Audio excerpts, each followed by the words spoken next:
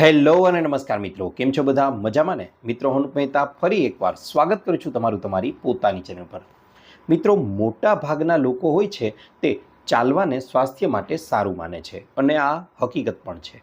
પરંતુ આપણે લોકોએ ચાલવા સમયે અમુક ચોક્કસ પ્રકારની ભૂલો કરતા હોઈએ છીએ અને તેમાં પણ ખાસ કરીને વાત કરવા જાઉં તો વડીલ માતાઓ બહેનો છે કે પછી આપણા વડીલ વયોવૃદ્ધ પુરુષો છે, તે લોકો જ્યારે વોકિંગ કરે છે, જ્યારે ચાલે છે, ત્યારે ચાલતા સમયે અમુક ચોક્કસ પ્રકારની ભૂલો કરે છે અને તેના પરિણામ સ્વરૂપે બને છે એવું કે તેમને ચાલવાના લાભ થવાને બદલે ગેરલાભ થવા લાગે છે. મિત્રો, આજના આ વિડીયોમાં હું તમને લોકોને જણાવવાનો છું ચાલવા સંબંધિત 7 એવી ભૂલો કે જે વડીલો છે તે સામાન્ય રીતે ચાલતા સમયે કરતા હોય છે અને આ ભૂલોને જો સુધારી લેવામાં આવે તો ગેરંટી સાથે કહું છું મિત્રો કે આ ચાલવાને ફાયદાઓ જે થવા જોઈએ તે ફાયદાઓ થશે અને જે નુકસાન તમારા શરીરને થઈ રહ્યું છે તે અટકી જશે. કારણ કે તમે ખોટી રીતે ચાલો છો ત્યારે બને છે એવું કે સીધી જ તેની અસર તમારી પગની પાની છે, ઘૂંટણ છે, કમર છે અને ગરદનની પાછળનો ભાગ છે એટલે કે કરોડરજ્જુ છે તેના પર સીધા જ રીતે જોવા મળે છે અને તેનાથી ધીમે ધીમે તેને નુકસાન થતું જાય છે. 50 વર્ષની ઉંમર પછી આપણે લોકોએ કઈ રીતે ચાલવું જોઈએ અને તેની સાથે સાથે કેટલા વાગ્યે સવારે ચાલવું, બપોરે ચાલવું કે રાત્રે ચાલવું, કયો સમય છે ચાલવા માટેનો આદર્શ, તેના વિશેની પણ સંપૂર્ણ સમજૂતી આજના આ વિડીયોમાં આપવાનો છું. તો ચાલો જરા પણ વાર ન લગાડતા સીધો જ શરૂ કરી દઈએ આજનો વિડીયો.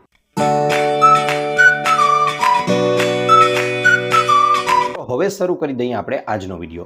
મિત્રો, આ વિડીયોમાં હું તમને લોકોને એવા 7 કારણો જણાવવાનો છું કે જે મોટાભાગે 50 વર્ષ પછીની ઉંમરમાં વડીલો સાથે બનતી ઘટનાઓ છે કે જેના દ્વારા તેઓ રોજે રોજ ચાલે તો છે જ, એટલે કે વોકિંગ તો કરે જ છે, પણ તેનાથી ફાયદો થવાને બદલે તે લોકોને નુકસાન થાય છે. જી હા મિત્રો, તેમાં મુદ્દા નંબર 1ની વાત કરવા જઈએ તો તેનું ટાઇટલ છે શરૂઆતમાં ઝડપથી ચાલવું.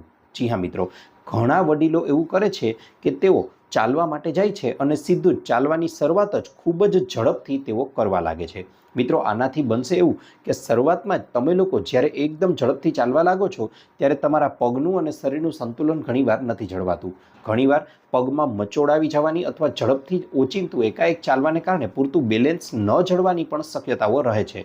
આના બદલે તમે લોકો જ્યારે ચાલવાની શરૂઆત કરો છો ત્યારે હા, ધીમે ધીમે શરૂઆતનું વોકિંગ છે તે તમે કરો અને ક્રમિક રીતે આગળ વધતા તમે ધીમે ધીમે ગતિ વધારતા જાઓ તો તેનાથી બનશે એવું કે તમારા જે સાંધાઓ છે, ખાસ કરીને તમારો ઘૂંટણનો સાંધો, પગની પાનીનો સાંધો, કમરનો સાંધો અને કરોડરજ્જુના જે સાંધાઓ છે તે સાંધાઓની અંદર જમા થયેલું સાઇનોવિયલ ફ્લુઇડ છે તેને યોગ્ય લચક મળશે અને તે સરળતાથી એડજસ્ટ થઈ શકશે અને ત્યારબાદ સાંધાઓને અને આપણા શરીરને ચાલવાથી જે ફાયદાઓ થવા જોઈએ તે તમે મેળવી શકશો. માટે ચાલતા સમયે હંમેશા આ બાબતને ધ્યાનમાં રાખવી જોઈએ કે ચાલવાની શરૂઆત છે તેને ધીમે ધીમે કરવાની છે અને ત્યારબાદ તમે ધીમે ધીમે ક્રમિક રીતે ગતિ છે તેને વધારી શકો છો.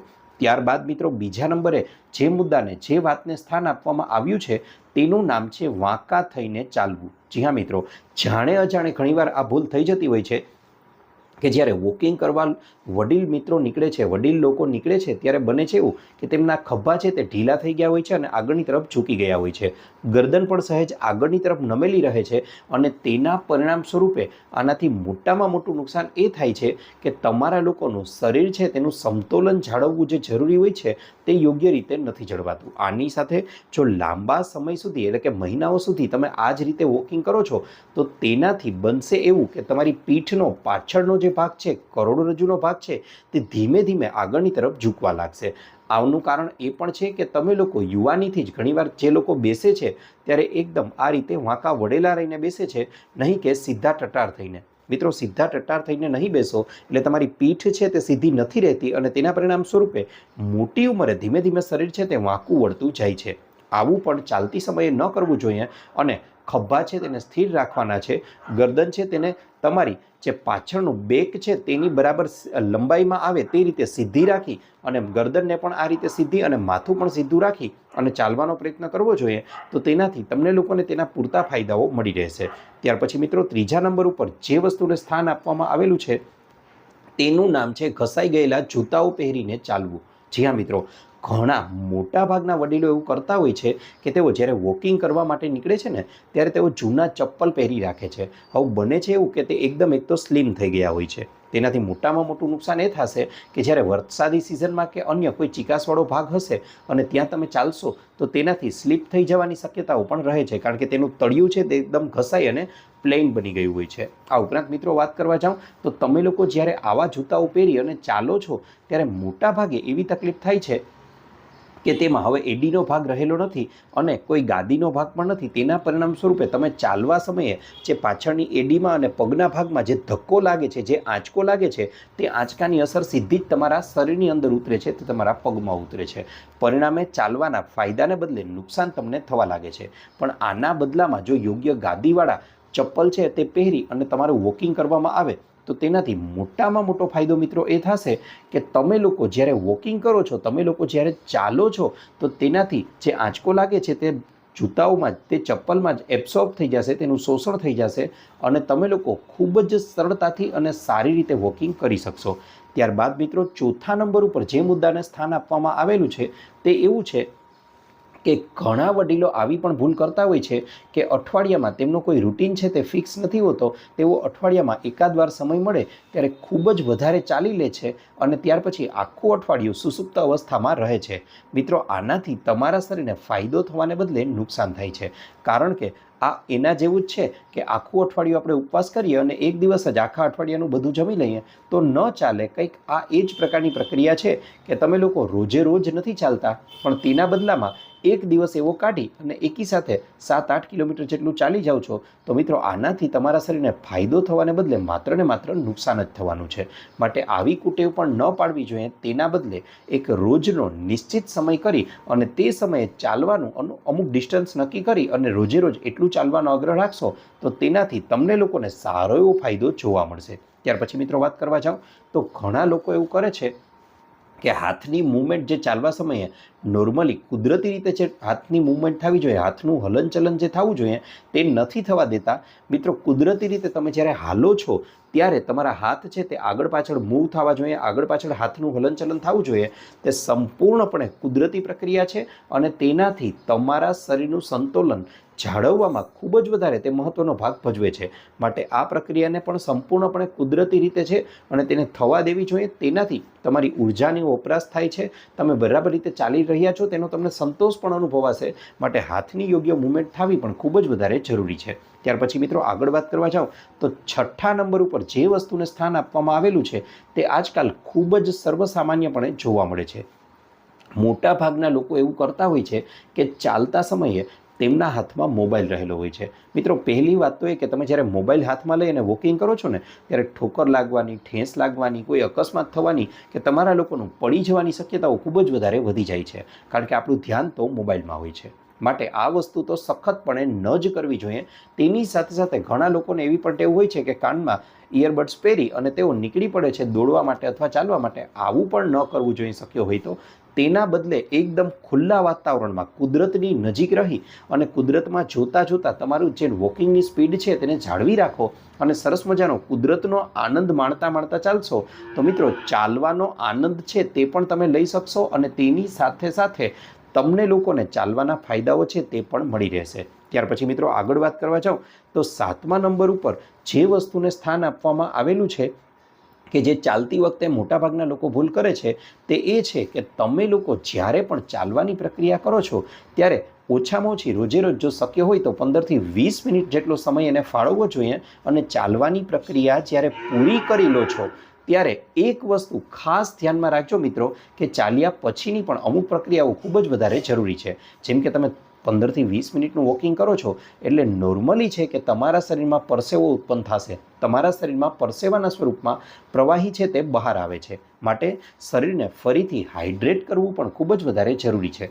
કોઈ એક જગ્યાએ બેસી અને તમને તરસ લાગી હોય તેટલું પાણી ઘૂંટડે ઘૂંટડે ધીમે ધીમે પીવાનો આગ્રહ રાખવો જોઈએ. આ ઉપરાંત ચાલી લીધા પછી હળવું સ્ટ્રેચિંગ પણ તમારા શરીરનું કરવું જોઈએ કે જેથી કરીને તમે જેટલું પણ વોકિંગ કર્યું છે તે વોકિંગનો સંપૂર્ણપણે ફાયદો છે તે તમારા શરીરને મળી રહે. માટે આટલી બાબતોનું ચોક્કસથી ધ્યાન રાખશો અને તમે ચાલવાની પ્રક્રિયા રોજે રોજ કરશો તો મિત્રો ગેરંટી સાથે કહું છું તમને લોકોને કે ચાલવાના જે કંઈ પણ ફાયદાઓ તમારા શરીરને મળવા જોઈએ એ બધા જ મળી રહેશે. આ ઉપરાંત તરત જ પ્રશ્ન થાય કે ચાલવા માટેનો ઉત્તમ સમય કયો છે? તો મિત્રો તમને લોકોને જણાવી દઉં કે તમારે લોકોએ ચાલવા માટેનો સૌથી શ્રેષ્ઠ સમય હોય તો એ છે સવારનો સમય. જી હા મિત્રો, સવારે લગભગ કહેવા જાઉં તો 6 થી 8 વાગ્યાની વચ્ચેનો સમય એકદમ ખુલ્લા કુદરતી વાતાવરણમાં કોઈ જગ્યાએ તમને મળી રહે તો તે શ્રેષ્ઠ છે. આ સમયગાળા દરમિયાન તમારે લોકોએ 15 થી 20 મિનિટનો સમય છે તે તમારે ફાળવવો જોઈએ. આ માટે તમારે સૌથી પહેલાં તો વહેલી સવારે 5 થી 6 વાગ્યાની વચ્ચે ઉઠી જવું જોઈએ. હળવી કસરતો પણ તમે એમાં કરી શકો છો, પણ ઉઠી અને તરત જ વાસી મોઢે 1 ગ્લાસ 2 ગ્લાસ 3 ગ્લાસ કે 4 ગ્લાસ જેટલું પાણી પણ તમારે લોકોએ પીવું જોઈએ. આટલું પાણી પી અને ત્યારબાદ તમે આવું નોર્મલ જે વોકિંગ છે તે કરી શકો છો કોઈ પણ ખુલ્લી જગ્યાએ. ત્યાર પછી તમે લોકો જ્યારે તમારા ઘરે આવો છો ત્યારે હળવી કસરતના સ્વરૂપમાં એકદમ ખુલ્લા વાતાવરણમાં કોઈ જગ્યાએ બેસી અને 15 થી 20 મિનિટ સુધી અનુલોમ વિલોમ અને 15 થી 20 મિનિટ સુધી કપાલભાતિ જેવા પ્રાણાયામ પણ કરી શકો છો. તરત જ નહીં, પણ થોડો 5-7 મિનિટનો વચ્ચે ગેપ રાખજો. આટલું કરી લીધા પછી તમે લોકો સર્વાંગાસન છે, શવાસન છે, આ ઉપરાંત પવન મુક્તાસન છે, હલાસન છે, આવા ઘણા બધા આસનો જે તમને યોગ્ય લાગે. પવન મુક્તાસન છે, એમાં ગૌમુખાસન છે, તિતલી પ્રાણાયામ છે, તિતલી આસન છે, આવા આસનો પણ તમે લોકો કરી શકો છો. આનાથી ભ્રામરી પણ કરી શકો છો. આનાથી તમારું શારીરિક અને માનસિક સ્વાસ્થ્ય ખૂબ જ સારું રહેશે. સાથે સાથે જો શરીર સાથ આપતું હોય તો ચોક્કસથી 15 થી 20 જેટલા સૂર્ય નમસ્કાર પણ કરજો કે જેનાથી કરી અને તમારા સંપૂર્ણ શરીરની સંપૂર્ણપણે કસરત થઈ જશે. મિત્રો, આ ચાલવાની પ્રક્રિયા અને આ આસનો કરવાની પ્રક્રિયામાં તમને લોકોને વધારેમાં વધારે કહેવા જાવ ને તો 1 કલાકથી વધારેનો સમય નહીં લાગે. અને આટલું જો આખા દિવસમાં માત્ર 1 કલાક તમારા શરીરને ફાળવી દેશો ને તો 100 વર્ષનું નિરોગી આયુષ્ય છે તે તમે લોકો પણ ખૂબ જ સરળતાથી ભોગવી શકશો. આ ઉપરાંત મિત્રો વાત કરવા જાઉં તો તમારે લોકોએ થોડી ખાણીપીણીમાં પણ ધ્યાન રાખવાની જરૂર છે, કારણ કે 50 વર્ષની ઉંમરમાં વટી ગયા પછી હવે આપણને લોકોને ભાવે એવું નહીં, પણ આપણા સ્વાસ્થ્ય માટે જે સારું છે તેવો ખોરાક ખાવો જોઈએ. અને આ ખોરાક એટલે બીજો કોઈ જ નહીં પણ ઘરમાં બનતો તાજો અને ફ્રેશ અને ગરમ ખોરાક ખાવો જોઈએ. સફેદ વસ્તુઓને બને તેટલી અવોઇડ કરો. મીઠું છે, ખાંડ છે, ચોખા છે અને મેંદો આને અવોઇડ કરો. બને તેટલા રંગબેરંગી શાકભાજી અને ફળો ખાવાનો આગ્રહ રાખો. ફળોમાં કાંઈ ઓપ્શન ન સૂચે તો રોજનું 1 સફરજન ખાઈ લેવું, કારણ કે અંગ્રેજીમાં પણ કહેવાયું છે કે an apple a day keep doctor અવે. આનો મતલબ જ એવો થાય છે કે રોજનું 1 સફરજન પણ માત્ર ખાઈ લેશો ને તો તમારે ક્યારેય ડૉક્ટર પાસે જવું નહીં પડે, કારણ કે તમારા સંપૂર્ણ શરીરને સ્વસ્થ રાખવાનું કાર્ય કરે છે. બસ આવી ઝીણી બાબતોને ધ્યાનમાં રાખો. બહારનો ખોરાક બને તેટલો અવોઇડ કરો. પડીકાબંધ ખોરાક અવોઇડ કરો. ઘરનો બનેલો ખોરાક છે ખાવાનો આગ્રહ રાખશો મિત્રો, ખૂબ જ સરળતાથી તમે લોકો હંમેશા સ્વસ્થ અને તંદુરસ્ત રહી શકશો. આશા રાખું છું આપને અમારો વિડીયો ગમ્યો હશે.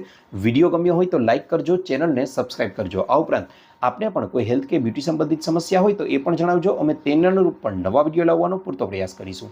તેની સાથે સાથે તમે લોકો આ વિડીયોને ક્યાંથી જોઈ રહ્યા છો, કયા ગામ, કયા શહેર, કયા તાલુકા, કયા જિલ્લા કે કયા દેશમાંથી, એ પણ અમને જણાવજો, કારણ કે અમને લોકોને જાણીને ખૂબ જ આનંદ થાય છે કે અમારી ઓડિયન્સ અમને ક્યાંથી જોઈ રહી છે. આપનો ખૂબ ખૂબ આભાર.